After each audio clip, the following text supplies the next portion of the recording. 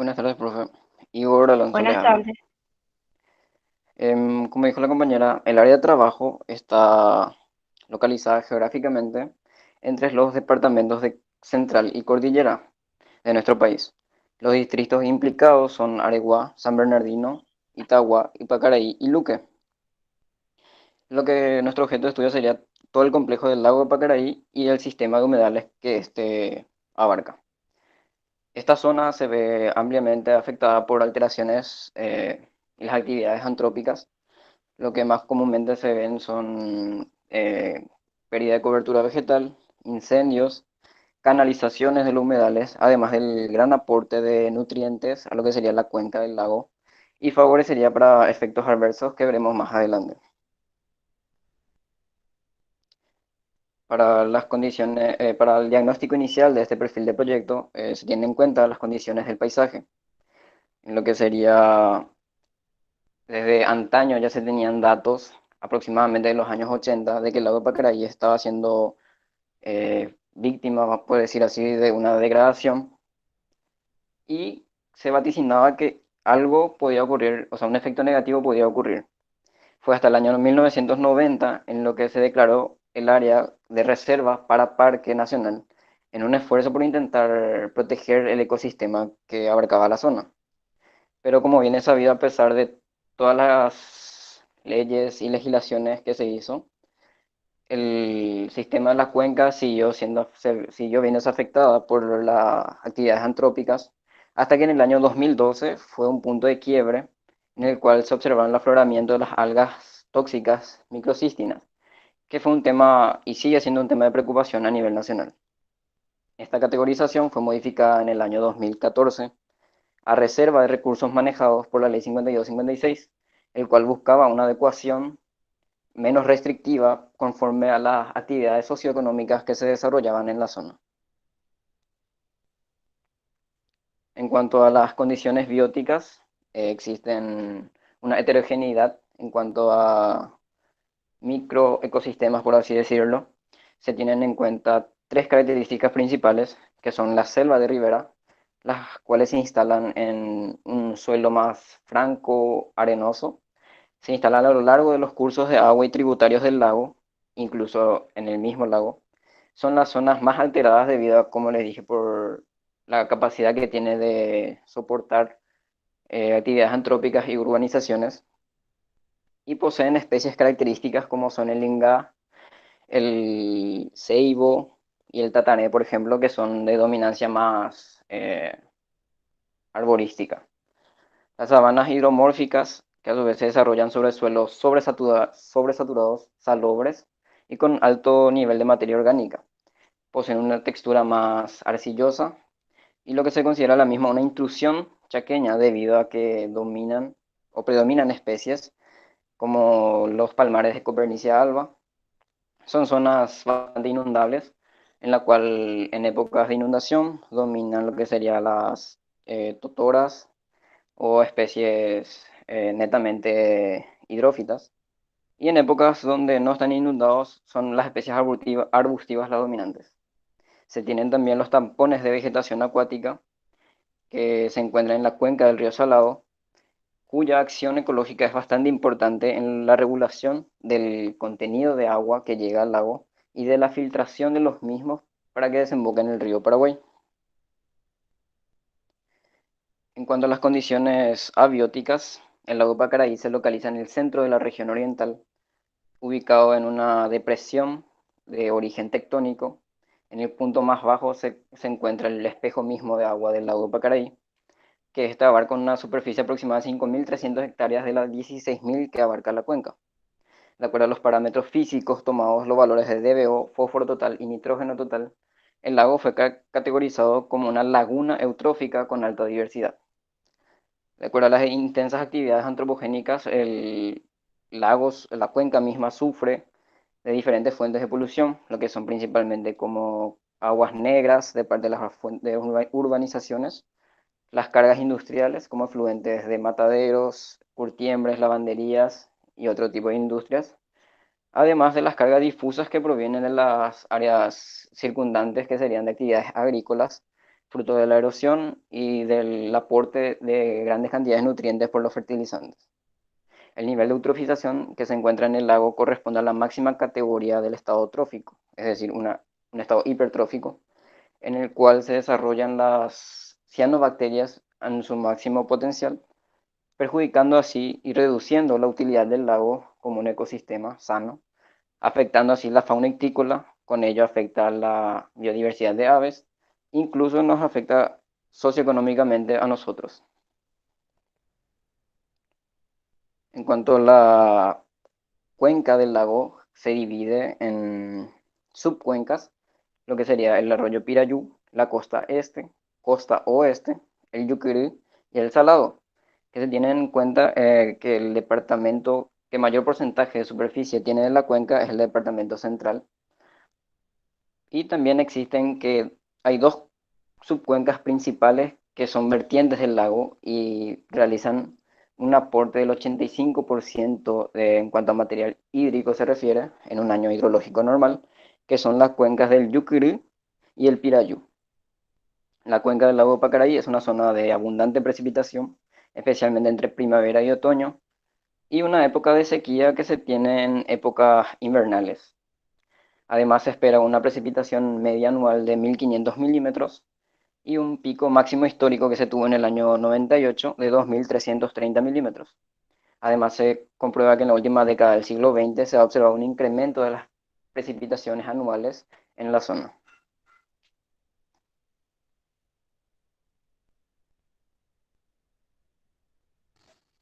Buenas tardes, profesora, compañeros. Soy Ola Alcaraz y les voy a estar comentando acerca de la escala de trabajo y nivel de organización.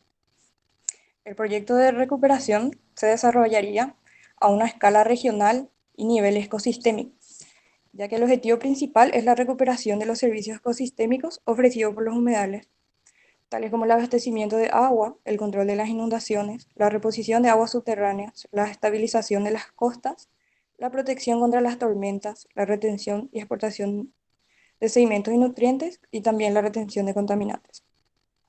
Los humedales también juegan un papel crítico en el ciclo de vida de numerosas especies de fauna y flora y sustentan cadenas tróficas de ecosistemas vecinos.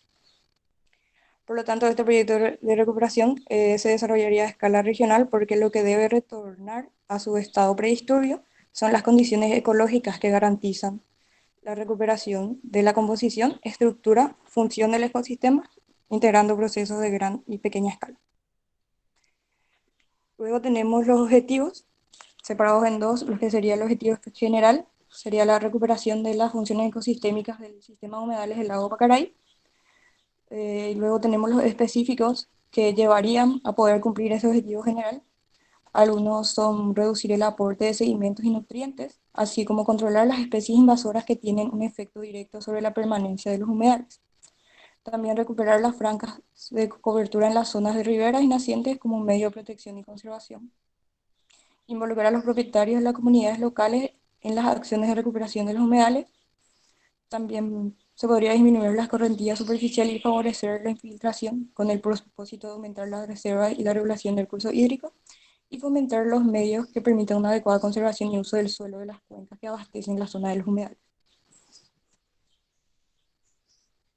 Luego tenemos la evaluación de potencial de regeneración, que menciona en un estudio realizado por Aranda Espinosa en el 2012, utilizando una metodología de CEL a fin de conocer el estado de conservación de humedal. El resultado del índice indicó un valor promedio para el humedal que alcanza un puntaje de 59,8, lo cual indica que el estado de conservación es mediocre. Si pueden observar la tabla de abajo, la flechita indica el mediocre, el índice de CELS va de 50 a 70. Entonces, teniendo en cuenta que la capacidad de sostenibilidad del ecosistema, es decir, su capacidad de cumplir efectivamente con todas sus funciones o servicios, se ven en detrimento ante la incidencia de actividades humanas al alcanzar dicho puntaje. Se podría mencionar que la capacidad del humedal de realizar sus funciones se ve reducida en más del 40%.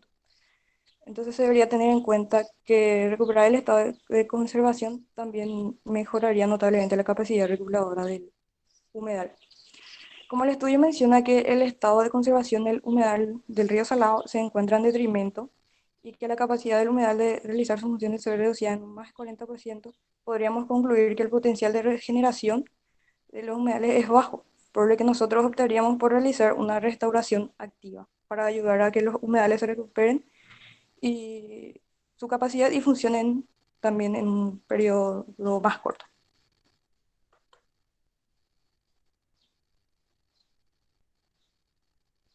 En lo que respecta a las limitantes para la restauración, hay dos tipos, los que serían los ecológicos y los socioeconómicos.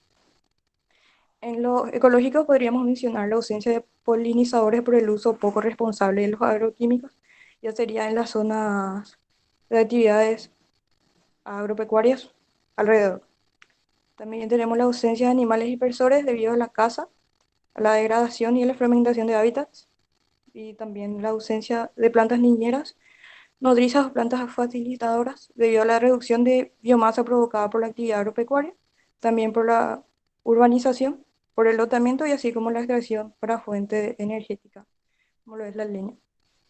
También podemos mencionar un suelo inadecuado por la baja aplicación de técnicas de manejo integrado de los suelos y del agua en la cuenca, lo que compromete la sustentabilidad de la producción y aumenta la degradación de los recursos naturales con la erosión y colmatación de los arroyos y del lago. En lo que respecta a limitantes socioeconómicos, podemos mencionar que no hay integración plena entre los diferentes niveles de gobierno, ya sea nacional, departamental y municipal, para realizar una verdadera gestión. Luego contamos que la contaminación por efluentes industriales viene acelerando la degradación del agua sin reducción del grado de contaminación. También con la urbanización progresiva de la cuenca, la tendencia es que se acelere la contaminación con los efluentes domésticos e inviabilice el uso del agua para fines de recreación y abastecimiento del público. Y sobre las actividades de minería realizadas en la zona, como las canteras, no hay control y la generación de sedimentos que colmatan los arroyos es significativa. Luego vamos a estar mencionándoles sobre la selección de especies de la zona. Les dejo con mi compañera Cecilia Novel.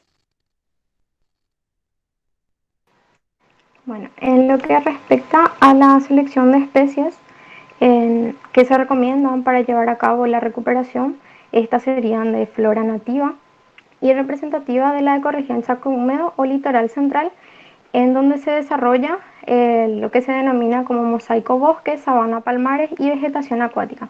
Así hemos seleccionado especies variadas en cada categoría.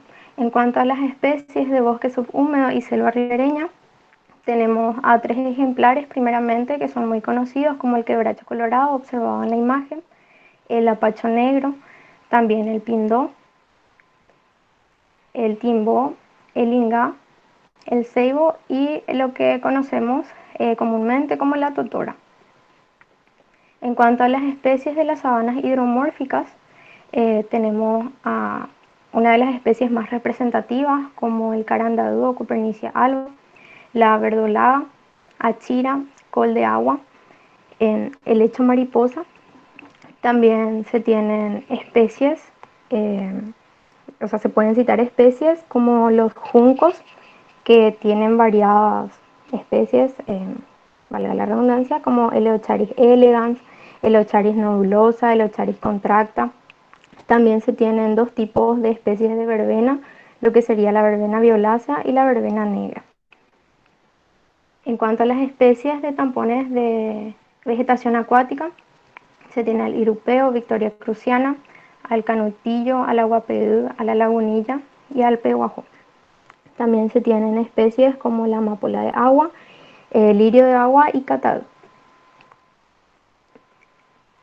En lo que sería la propagación y manejo de especies, estos se darían por dos tipos de técnicas o estrategias, como la siembra directa de semillas, que consiste en la introducción de semillas de especies arbóreas directamente en el área que se va a restaurar. Estos en núcleos que puedan permitir una regeneración asistida. Esta técnica se recomienda en aquellos casos donde existe un bajo potencial por lluvia de semillas, en presencia de pocos diseminadores, en terrenos con una fisiografía difícil y con suelos bastante disturbados. También se recomienda utilizar semillas de 12 a 16 especies y como mínimo de 4 individuos por especie y que estén separados entre sí. Así también, estas semillas deben de ser colectadas en los ecosistemas aledaños. Em, Estas semillas deben de tener características en cuanto a altos porcentajes de germinación, principalmente especies colonizadoras de rápido crecimiento que puedan ser adaptables a condiciones de suelos deficientes, a una resistencia a sequías y que puedan ofrecer atributos ecológicos a la fauna local. En cuanto a lo que sería la siembra de plantas de especies funcionales en grupo de Anderson, es una técnica que se podría llevar a cabo en, que busca incrementar la diversidad interna de los fragmentos desprovistos de vegetación en las áreas de restauración. Uno de los principios de esta técnica es la calidad del material genético introducido, ya que se trata de mantener especies llaves que permitan formar núcleos de regeneración de 5 individuos.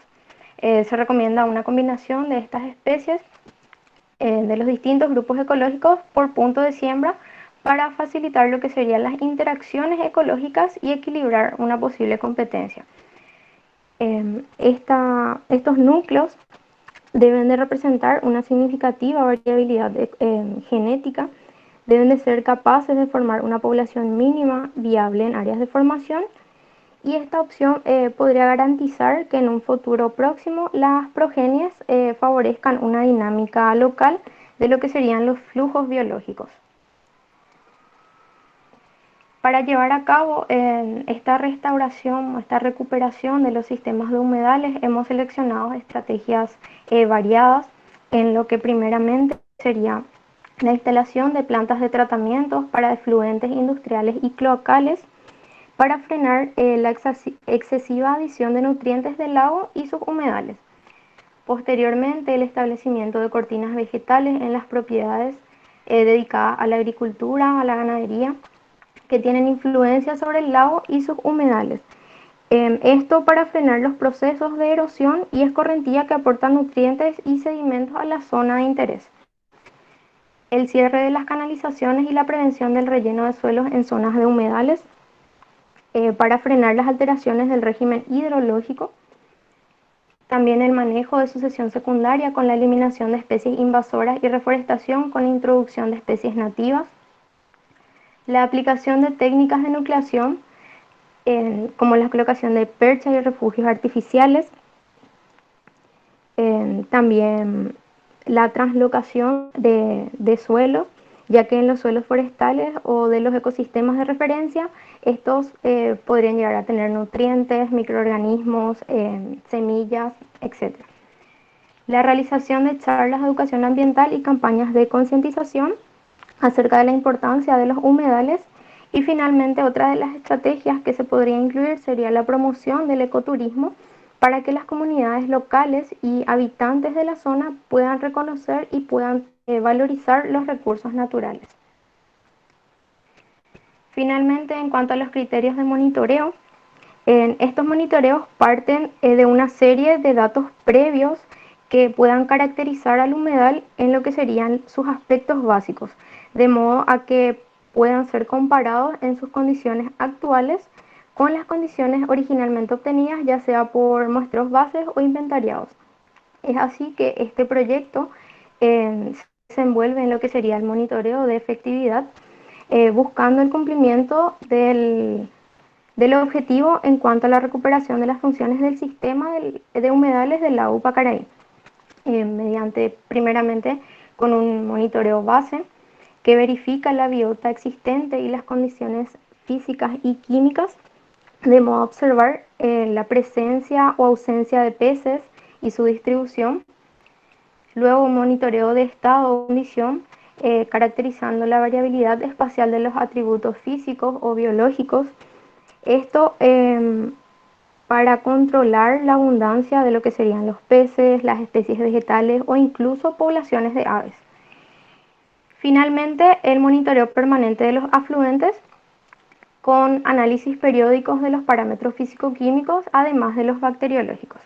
Cabe mencionar que este monitoreo se desarrolla a una escala espacio-temporal grande, ya que se necesita un periodo largo de tiempo para dicha recuperación. Con esto damos por finalizado la exposición y muchas gracias por su atención. Muchas gracias por su presentación al grupo, muy, muy lindo el trabajo, muy interesante. Y justamente cerraste, Cecilia, expresando lo que yo les iba a preguntar, ¿hasta cuánto tiempo ustedes piensan que se requeriría para que efectivamente se lleve a cabo los resultados esperados de este proyecto? Y como correctamente expresaste al final, es algo que va a llevar largo plazo, ¿verdad? Y no solamente por las acciones o la dinámica propia de la ecología de estos ecosistemas, sino por los aspectos delimitantes socioeconómicos que habrían. Porque nosotros cuando planteamos este tipo de proyectos que habla todo lo que es tratar acciones antrópicas como las canalizaciones o los vertidos irregulares, implica también un poco esa voluntad política que debería de existir por parte de municipios, de autoridades que a veces pueden llevar un tiempo considerable poder lograrlo. Entonces, eso más quería resaltar. Muy interesante la propuesta, muy buena la presentación también por todo el trabajo que hicieron al grupo número 1. Les quiero pedir, en general creo que les voy a pedir a todos, pero ahora visibilizando el trabajo de este grupo que me parece tan interesante, si pueden compartir también conmigo sus presentaciones. Yo suelo tener eh, el histórico, ¿verdad? O sea, los antecedentes de propuestas o de preperfiles que elaboran, porque me parece muy interesante tener también la presentación que nos da la visión de cada uno de ustedes. Entonces, al primer grupo les felicito ya de entrada y si me pueden compartir, agradecida estará la profe porque está muy, muy buena. Entonces, ahora, finalizando la presentación del grupo 1, le vamos a recibir al grupo número 2. Hola, profe, somos Hola, nosotras. Maite, Mi compañera Rebeca va a presentar la pantalla sin problema, en un ratito. sin problema.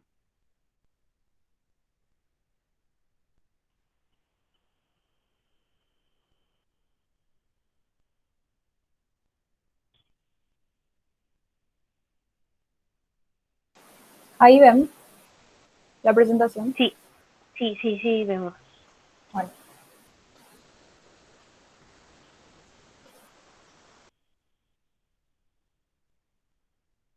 Y ahí no sé, ahí sí, perfecto.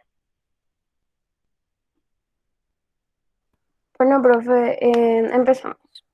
Buenas tardes, profesora, compañeros. Nuestro caso de perfil de proyecto de restauración ecológica es una zona de extracción de áridos que queda en la ciudad de San Antonio y se llama Tres Hermanos. Las integrantes son Cristaldo Rebeca, Roda Rocío y quien les habla Celeste González.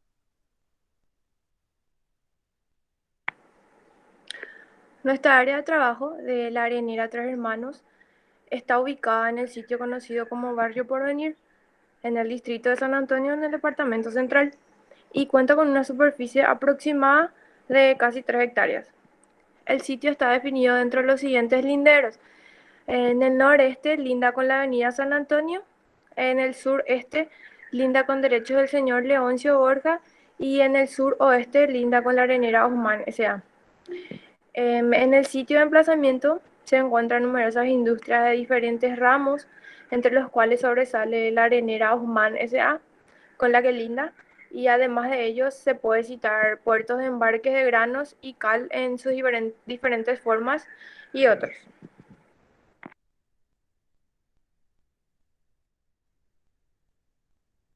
Bueno, el área a restaurar anteriormente fue un humedal de otros 3 que había y actualmente está siendo utilizado como una arenera. La misma lleva funcionando desde el año 2016. Se trata de una actividad extractiva de arena del río Paraguay. Se utilizan medios mecanizados empleando barcos areneros en el río, aproximadamente a 100 metros de la costa.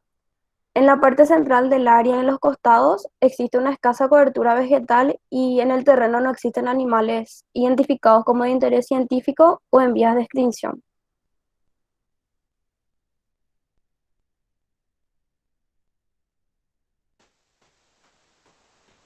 siguen viendo la presentación. Sí, estamos viendo. Escala y nivel de organización. La restauración que planteamos debería realizarse tanto a escala ecosistémica como de paisaje, ya que el área elegida hace parte de un sistema que consideramos muy amplio como el río Paraguay, que está cerca.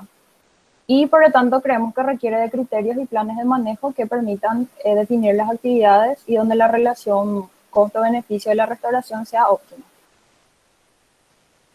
A estas escalas se pueden impulsar sucesiones e impulsar procesos hidrológicos y de recuperación de suelos, y es también a esta escala que la conectividad y el hábitat van a demostrar su funcionalidad. Además, la perspectiva del paisaje puede dirigir la práctica de la restauración ecológica a otras escalas.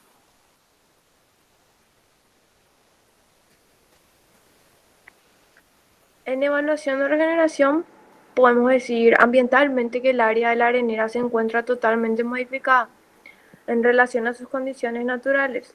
Este lugar de estudio se encuentra alterado a causa del constante trabajo de extracción y uso de maquinarias de gran porte, motivo por el cual no son observados la presencia de especies nativas al nivel de fauna y flora, así como se puede apreciar en la imagen el trabajo constante de grandes maquinarias que hace también que el suelo vaya perdiendo la fertilidad y por eso se ve más dificultad a la hora de la regeneración.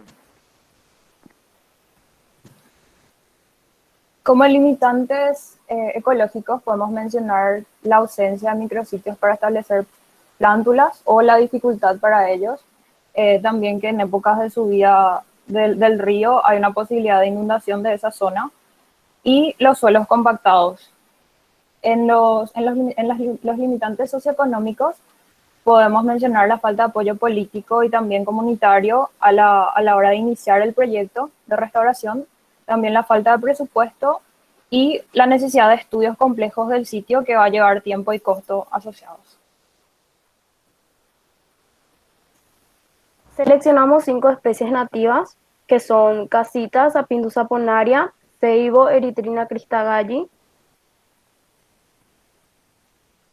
ñandupaguazú, Genipa americana, Villetana triplaris gardneriana y el Inga laurina. Todas estas especies que seleccionamos son especies que se pueden plantar en zonas bajas, zonas inundables y en zonas tipo chaco húmedo.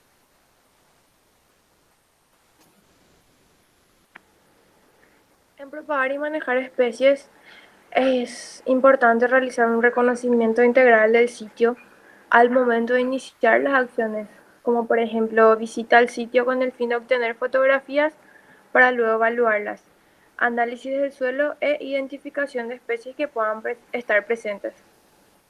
Vamos a implementar las plántulas, que esta técnica, que aunque sea un poco más elevada en costo, es una buena opción, ya que la plántula se encuentra en sus primeros estadios de desarrollo, desde que germina hasta que se desarrollan las primeras hojas verdaderas. Esto hace que sea más óptimo el que puedan crecer, ya que son plántulas jóvenes aún. Eliminación de especies invasoras, porque las especies que se encuentran invadiendo el sitio deben ser erradicadas en su totalidad por diversos medios, ya que compiten directamente con las especies nativas que se busca introducir y hace que sea un poco más difícil que puedan crecer. También cierre o control perimetral del sitio para evitar entradas de personas y animales mayores. Y también control y monitoreo periódicos.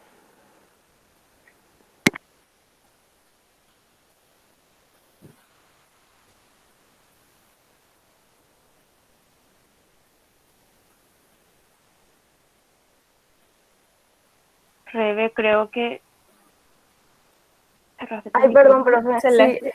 Sí, perdón. O sí, no hay, está bien. Sí. Bueno, entre las estrategias que seleccionamos, primeramente está el tratamiento de la vegetación preexistente, en donde pretendemos eliminar todo el material vegetal, incorporándolo al suelo con el fin de disminuir la competencia sobre nuestra posterior plantación. Luego está la mejora de las características físico-químicas del suelo. Se plantea la realización del abonado verde, y para este fin la especie elegida ha sido Mucuna pruriens, conocida comúnmente como mucuna. Y por último, el método de implantación para la restauración. En la imagen que observamos, se ve que en la parte del fondo existe una cobertura, o sea, una escasa cobertura vegetal que nos sirvió como referencia, y entonces determinamos restaurar la zona utilizando plántulas de especies arbóreas nativas y emplearemos una de las técnicas de nucleación que es la siembra de árboles en grupos de Anderson. Esta técnica busca incrementar la diversidad interna de los fragmentos desprovistos de vegetación en las áreas de restauración, es decir, en nuestra zona de la arenera. Se recomienda una combinación de especies y se puede utilizar entre 5 a un mínimo de 9 grupos por hectárea. En monitoreo y evaluación se pretende verificar que las medidas de restauración propuestas sean realizadas, o sea, hayan sido realizadas correctamente en lo que dura el proyecto y que los resultados sean los más satisfactorios en cuanto a la conservación de los recursos naturales presentes en el área de interés. Debemos determinar las características de algunos recursos que creemos susceptibles a impactos y en este proyecto el recurso principal a ser monitoreado es el suelo.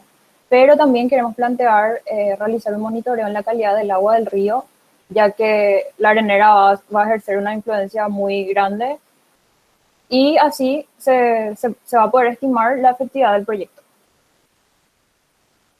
Se realizará por medio de la toma de muestras en el área del proyecto y los resultados pueden ser comparados con normas o con condiciones anteriores. En la siguiente tabla se sintetizan las medidas de seguimiento y monitoreo.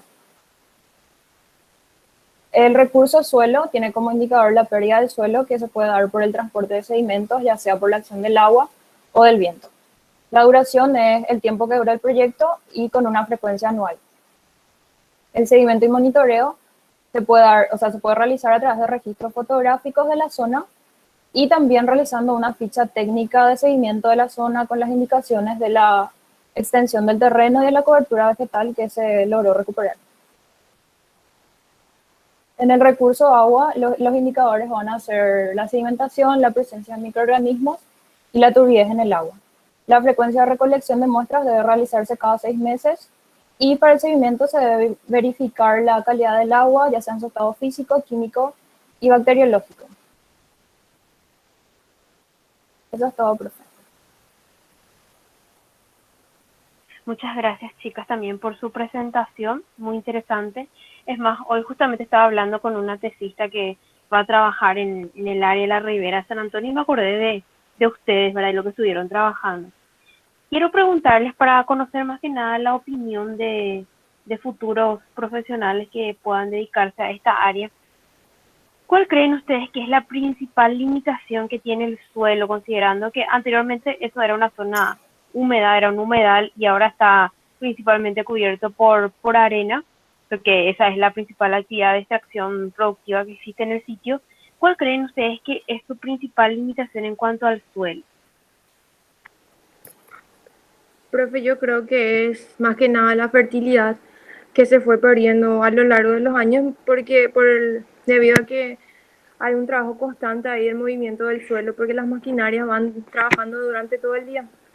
Entonces eso hace que se pierda la fertilidad y sea un poquito más difícil a la hora de la plantación. Y también Ok. podría ser la de los suelos compactados, justamente por eso, porque se usan demasiadas maquinarias que están todo el día y para mí sería eso también. Ok, perfecto. Quería nomás saber eso, sí, porque justamente les cuento, ahora la tesis está queriendo ver las limitaciones que generan las actividades extractivas en esa zona de la ribera entre Villa Elisa y San Antonio. Bueno, muchas gracias al grupo, muy, muy buena también la presentación.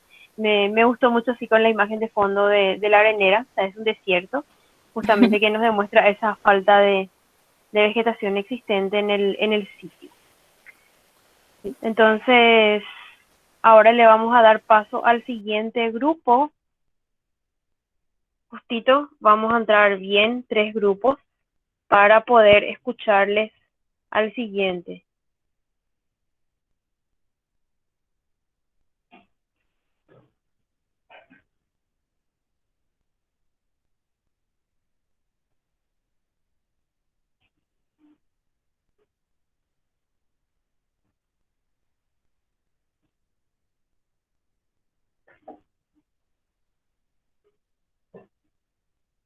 ¿Qué pasó? Ay, profe, enseguida Horacio va a presentar. Bueno. Yo pensé que se me Sí, fueron sí, todos. digo. Espera que fue lento está mi compu. Tranquila.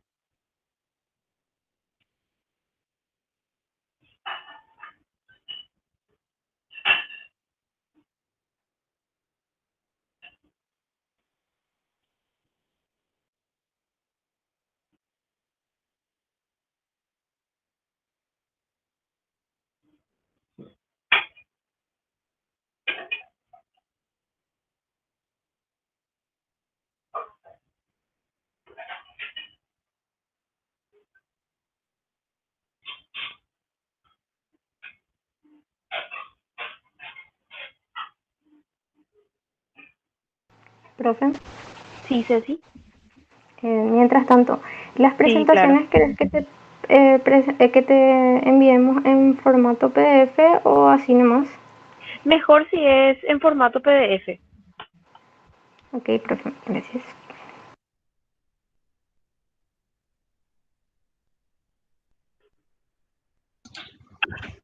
Ahí se ve en pantalla. Se está empezando. A ver, ahí ya se ve Horacio.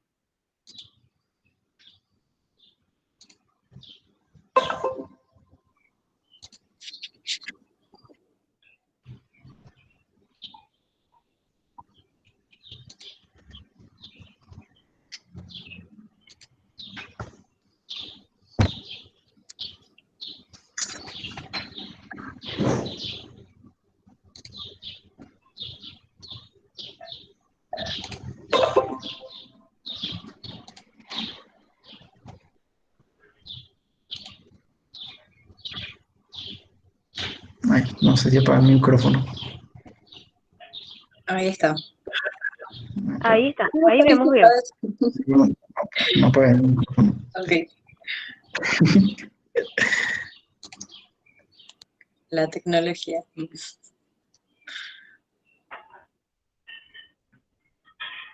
Ahí ya vi Ok, fotos, genial. ya me gustaba ya vi fotos. Espera nomás, profe, ya se viene lo mejor.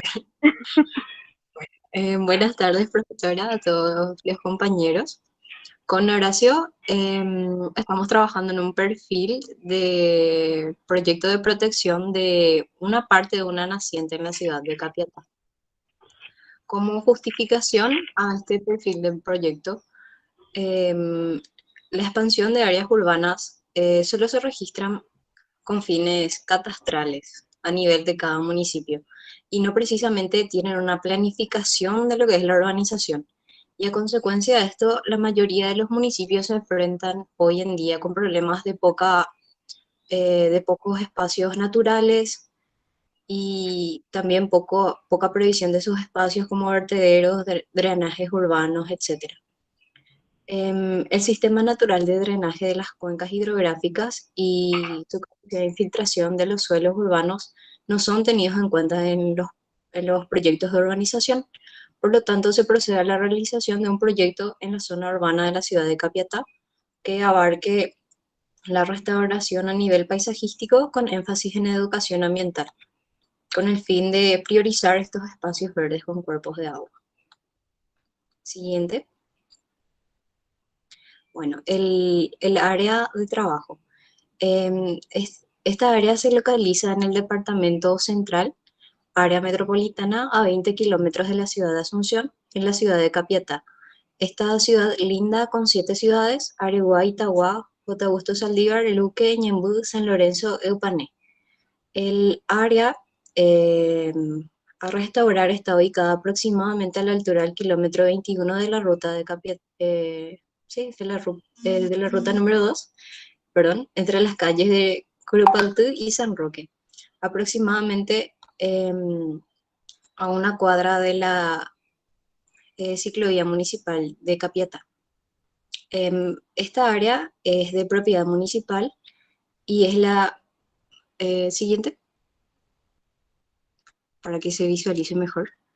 Ahí está.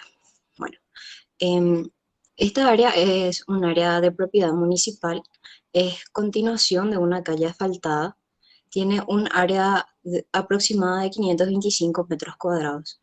Y al ir al lugar, los vecinos, o sea, una de las vecinas con las que estamos trabajando, nos comentó que tienen una iniciativa que recién está comenzando de restaurar este lugar con la ayuda del Rotaract Club Capiatá, también con el aporte de estudiantes de la carrera de Ingeniería Ambiental y un profesional ya del área de restauración.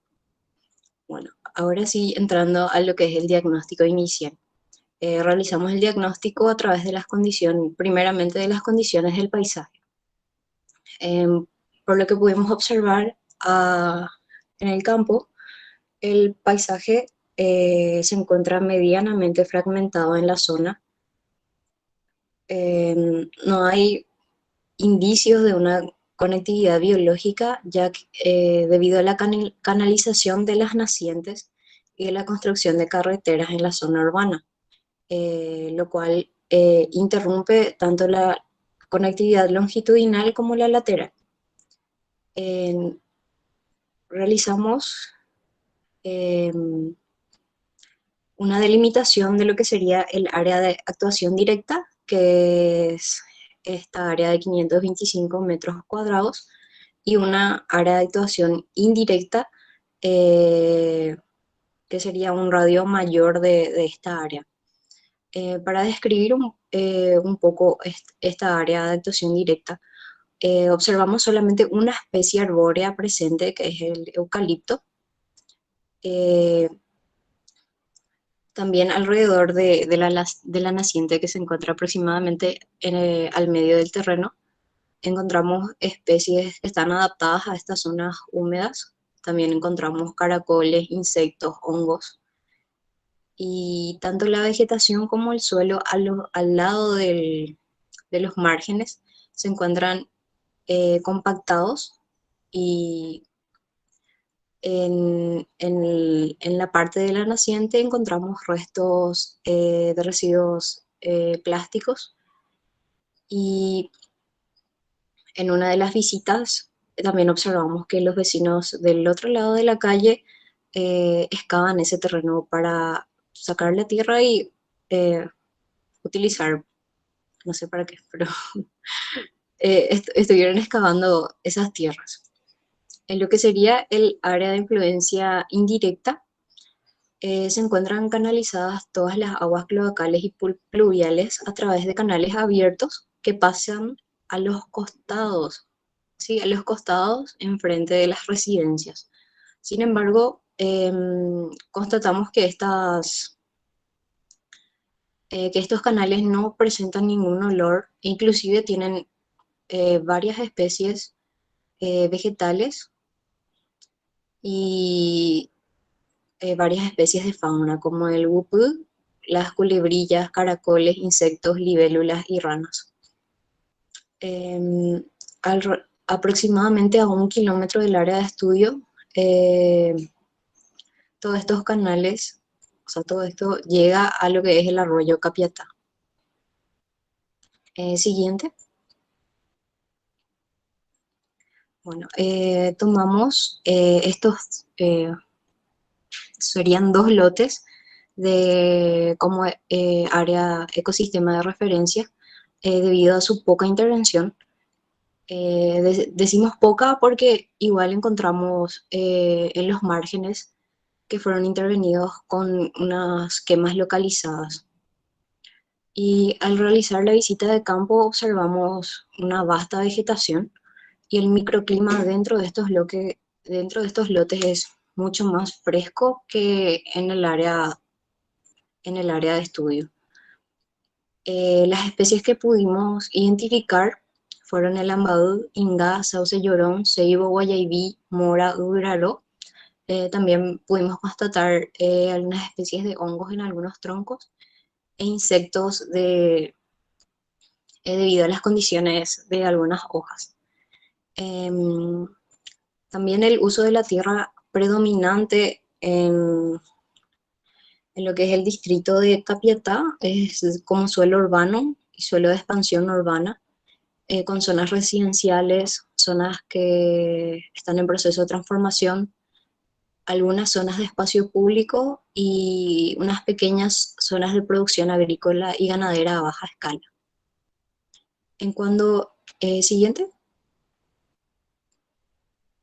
Bueno, en cuanto a las condiciones bióticas, al realizar la visita de campo pudimos identificar hasta el momento 23 especies de flora, entre las cuales, para no citar todas, las que más pudimos encontrar fue el ceibo, sauce llorón, guayaibí, ingá, el tronador, mora, floripondio, tártago, punoí, bandera española, yaguaretepo, uiraró, ambal, entre otras. 27, entre la fauna, 27 especies de aves, un reptil y una zarigüeña. Entre la fauna, el mucuré, el teyuguazú, que se puede ver en la presentación. Entonces, todas estas son fotografías que se tomaron, o sea que nosotros tomamos excepto el ave. Entre las aves podemos citar la calandria grande, el pepitero gris, zorzal colorado, pito hue, hornero común, paloma común, viudita aliblanca, el tero, el martín pescador, el gorrión común, el carao, picaflor y cardenal común, entre otros. Siguiente. Bueno, en cuanto a lo que es las condiciones abióticas, la cuenca hidrográfica del Yucurú, que está ubicada en el centro del Patiño, abarca los distritos de Itagua, Capiatá, San Lorenzo, Areguá y parte de Itá y Luque, y drena hacia el sistema del lago Pacaraí. En cuanto al agua subterránea, el sistema natural del acuífero Patiño se haya urbanizado en un porcentaje que oscila entre el 30 y el 50% de su área total. En cuanto al clima que predomina en el área es el semitropical semiestépico. La precipitación anual es entre 1000 y 1300 milímetros al año, una temperatura media anual entre 22 y 23 grados Celsius y una evapotranspiración de 1000 a 1500 milímetros. También con ayuda de las capas proveídas por la Dirección General de Estadística y Censo, pudimos distinguir 12 tipos de taxonomía de suelo en el distrito de Capiatá. Pero para una mayor conveniencia, queremos explicar un poco lo que es el subgrupo de Rodic Candiudal. Bueno, este subgrupo taxonómico es reconocido en el Departamento Central, en los distritos de Capiatá, Itá, Guarambaré e Itagua. Y se caracteriza por distribuirse en lomadas con unos declives menores al 8%, tienen un buen drenaje y cuyo material de origen es la arenisca. Siguiente.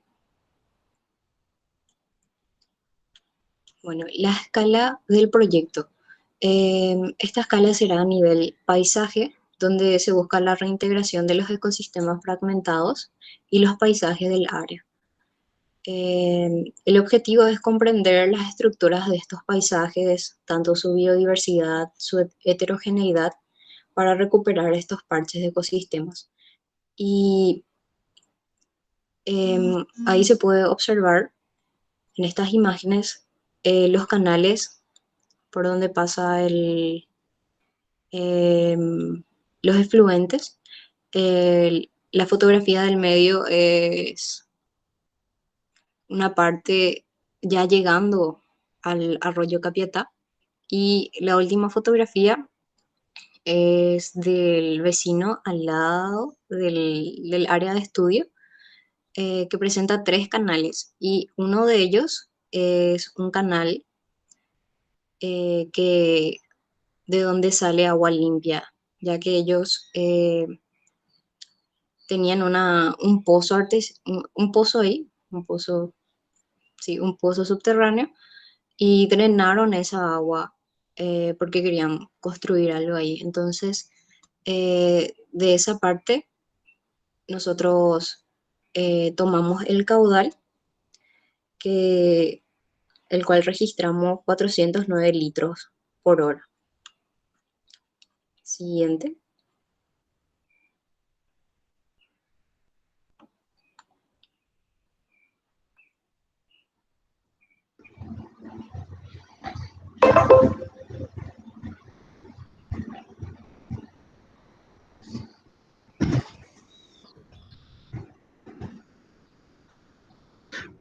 Con lo que respecta al potencial de regeneración, la restauración será del tipo asistida, debido a a la escasa vegetación y conectividad de los parches en los sitios, con fin de aumentar la capacidad de regeneración de las especies nativas, o sea, del lugar, y abundantes en la zona. Establecer de manera parcial el ecosistema alterado y reducir la velocidad de deterioro del área. Debido al tipo del suelo realizado a través de un análisis, los suelos del Trito Capiatá poseen una alta humedad, drenaje y cantidad de materia orgánica para el desarrollo de la vegetación a implantar. El área de estudio, al borde del terreno se evidencia una leve a mediana compactación del suelo, erosión y restos de residuos, como ya mencionó la compañera. Sin embargo, en el resto del área del suelo presenta una vegetación predominante herbácea y un suelo muy húmedo debido a la naciente. El laboratorio de semillas del Instituto Forestal Nacional en la ciudad de San Lorenzo cuenta con un laboratorio de análisis de semillas de especies forestales nativas y exóticas, cuyas semillas se encuentran disponibles a la venta. Bueno, no van a donar, o sea, el Instituto Forestal Nacional no va a donar las semillas para el proyecto. Las limitantes se dividen en dos grupos, la de natural y las antrópicas. Las naturales son el excesivo calor debido al fenómeno climático, la niña, ocasionales lluvias y vientos fuertes. De origen antrópico puede ser el pastoreo de ganado, quemas, construcciones civiles, o sea, el asfaltado que también refleja mucho el calor, modificación del régimen hídrico, intervención de los suelos para uso propio de parte de los vecinos.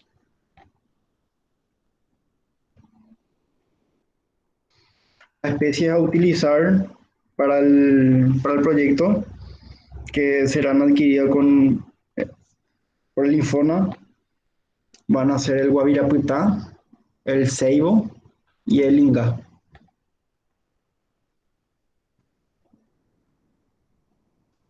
El manejo de las especies serán, bueno, esto ya dije, y el diseño de estrategia que se basa en la implementación de especies nativas alrededor del naciente que sirvan como núcleo de propagación y a la vez dar espacio a la regeneración natural y proteger a las mismas.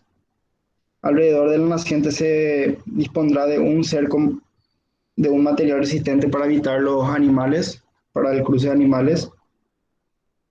El siguiente paso sería la remoción de especies gramíneas en ciertos núcleos y posteriormente la implantación de núcleos fitodepuradoras.